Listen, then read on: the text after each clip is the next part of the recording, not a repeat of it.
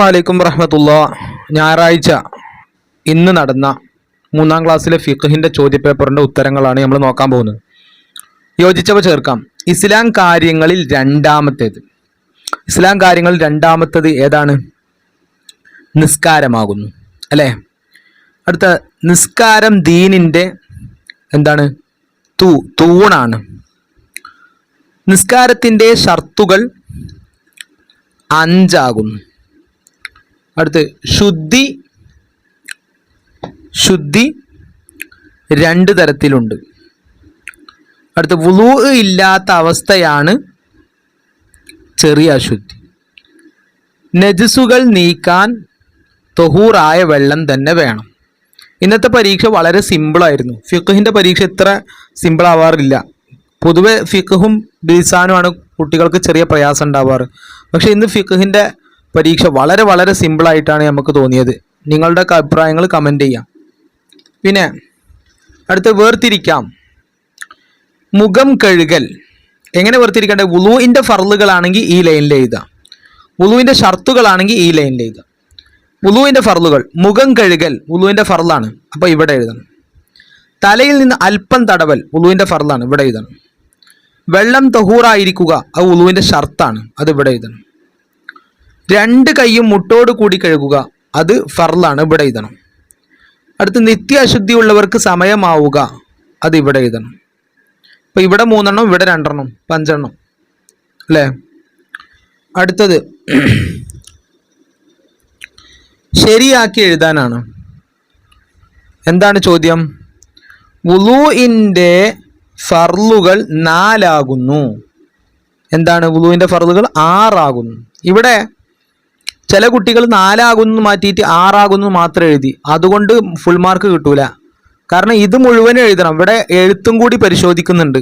കുട്ടികൾക്ക് ഇത് എത്രത്തോളം വൃത്തിയിൽ എഴുതാൻ കഴിയുന്നെന്നും കൂടി പരിശോധിക്കുന്നുണ്ട്. ഇവിടെ 4 ക്വസ്റ്റ്യൻ, ഒരു ക്വസ്റ്റ്യന് 3 മാർക്ക് വെച്ചിട്ടാണ്.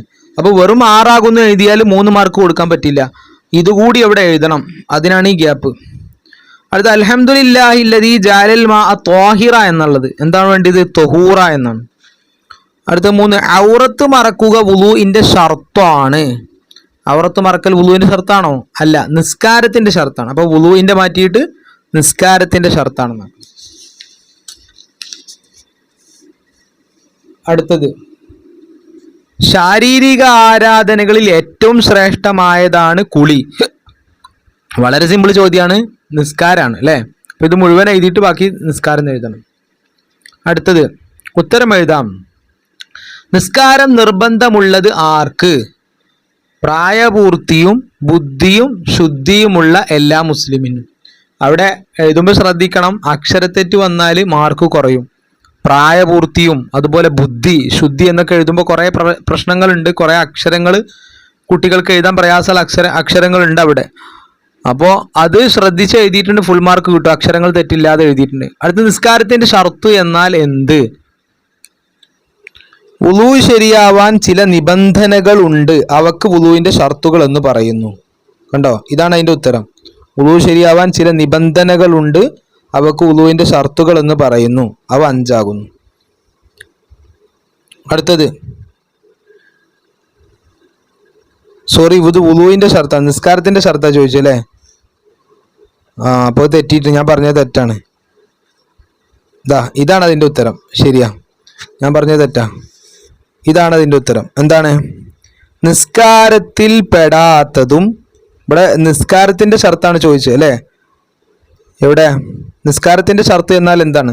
അപ്പോൾ ഇതാണ് നിസ്കാരത്തിൽ പെടാത്തതും എന്നാൽ അത് കൂടാതെ നിസ്കാരം ശരിയാവാത്തതുമായ കാര്യങ്ങളാണ് നിസ്കാരത്തിൻ്റെ ഷർത്തുകൾ. ഇത് എഴുതാൻ കുറച്ച് 2 വരി ഉണ്ട്. അത്യാവശ്യം പഠിച്ച കുട്ടികൾക്ക് ഇത് എഴുതാൻ കഴിയുള്ളൂ. നിസ്കാരത്തിൽ പെടാത്തതും എന്നാൽ അതുകൂടാതെ നിസ്കാരം ശരിയാവാത്തതുമായ കാര്യങ്ങളാണ് നിസ്കാരത്തിൻ്റെ ഷർത്തുകൾ. ഇതൊക്കെ നമ്മൾ പറഞ്ഞിരുന്നു അല്ലേ? അടുത്ത വുളൂയിൽ വെള്ളം ഒലിപ്പിക്കേണ്ട അവയവങ്ങൾ ഏതെല്ലാം? ഏതൊക്കെയാണ് വുളൂയിൽ വെള്ളം? ഇത് വുളൂ ആലോചിച്ച് കഴിഞ്ഞാൽ തന്നെ കുറേ കുട്ടികൾക്ക് എഴുതാൻ കിട്ടും. വുളൂയിൽ വെള്ളം ഒലിപ്പിക്കേണ്ട അവയവങ്ങൾ ഏതൊക്കെയാണ്? മുഖം വെള്ളം ഒലിപ്പിക്കുന്ന അവയവമാണ് അല്ലേ? അതുപോലെ തന്നെ 2 കൈകൾ അത് വെള്ളം ഒലിപ്പിക്കുന്നതാണ്. പിന്നെ 2 കാലുകളും. ബാക്കിയുള്ളിടത്തൊന്നും വെള്ളം ഒലിപ്പിക്കുന്നുണ്ടോ? ഇല്ല, തല തടവുന്നേ ഉള്ളൂ. പിന്നെ ചെവി തടവൽ പിന്നെ സുന്നത്തേ ഉള്ളൂ, ഫർളില്ലല്ലോ. അപ്പോൾ അത്രയേ ഉള്ളൂ. അടുത്തത്, പൂർണ്ണമായ ഉളു ആകാൻ എന്ത് വേണം? സുന്നത്തുകൾ കൂടി ചെയ്താൽ മാത്രമേ പൂർണ്ണമായ ഉളു ആവുകയുള്ളൂ. ഇവിടെ പിന്നെ ഇങ്ങനെയും കൂടി എഴുതണം, എന്ത്? ഉളുവിൻ്റെ ഫർളുകൾക്ക് പുറമെ സുന്നത്തുകൾ കൂടി ചെയ്താൽ മാത്രമേ പൂർണ്ണമായ ഉളു ആവുകയുള്ളൂ. അല്ലെങ്കിൽ ഫർളും സുന്നത്തുകൾ കൂടി ചെയ്താൽ മാത്രമേ പൂർണ്ണമായ ഉളു ആവുകയുള്ളൂ. അതാണ് അതിൻ്റെ കറക്റ്റ് ആൻസർ. പിന്നെ അടുത്ത ചോദ്യം, നജിസുകൾക്ക് നേരെ ശരി അടയാളപ്പെടുത്താൻ. രക്തം നജിസ്, ചത്ത മത്സ്യം നജിസ് അല്ല, ചലം നജിസ്, മൂത്രം നജിസ്, കണ്ണുനീർ നജിസ് അല്ല. അടുത്ത സുബ്ഹാന. പല കുട്ടികൾക്ക് ഇത് എവിടുന്നാണ് വന്നത്, ഏത് പാഠത്തുനിന്നാണ് വന്നത് കൺഫ്യൂഷൻ ഉണ്ട്.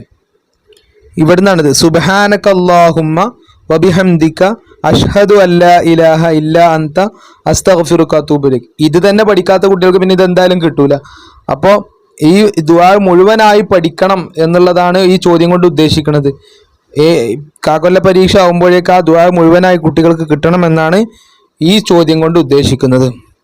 അടുത്ത ഓരോ ഉദാഹരണം എഴുതാനാണ്. തൊഹൂറായ വെള്ളത്തിന് ഉദാഹരണം. തൊഹൂറായ വെള്ളത്തിന് ഉദാഹരണം ഏതാ? കിണറിലെ വെള്ളം, പുഴയിലെ വെള്ളം, കടലിലെ വെള്ളം, അങ്ങനെ ഏത് വെള്ളം എഴുതിയാലും തൊഹൂറായ വെള്ളമാണ്. ത്വാഹിറായ വെള്ളം ചായ, കറി, ജ്യൂസ്, നാരങ്ങ വെള്ളം, പനിനീർ വെള്ളം, അങ്ങനെ എന്തെഴുതിയാലും എന്താകും? ത്വാഹിറായ വെള്ളത്തിന് ഉദാഹരണമാകും. ഇനി ടെക്സ്റ്റ് ബുക്കിൽ തന്നെയുള്ള ഉദാഹരണം എഴുതിയാലും കുഴപ്പമില്ല, നിങ്ങൾക്ക് ടെക്സ്റ്റ് ബുക്കിൽ അല്ലാത്ത ഉദാഹരണം എഴുതിയാലും കുഴപ്പമില്ല. ഇതാ ഇവിടെ തൊഹൂർ ത്വാഹിർ പറയണേ, ഇവിടെ. അപ്പൊ ടെക്സ്റ്റ് ബുക്കിൽ അതിന്റെ ഉദാഹരണം ഇല്ല അല്ലേ? ഇവിടെ തൊഹൂറായ വെള്ളം, ത്വാഹിറായ വെള്ളം, തൊഹൂറായ വെള്ളം, തൊഹൂറല്ലാത്ത വെള്ളം, ഇങ്ങനെ ഉദാഹരണം എഴുതാനുണ്ട്. പക്ഷെ ടെക്സ്റ്റ് ബുക്കിൽ അങ്ങനെ ഉദാഹരണം നമ്മൾ കാണുന്നില്ല. അപ്പോൾ ഏതായാലും ഇതാണ് പിന്നെ കാക്കൊല്ല പരീക്ഷൻ്റെ ഫിഖഹിൻ്റെ ചോദ്യപേപ്പർ. വളരെ സിമ്പിളായ ചോദ്യമായിരുന്നു.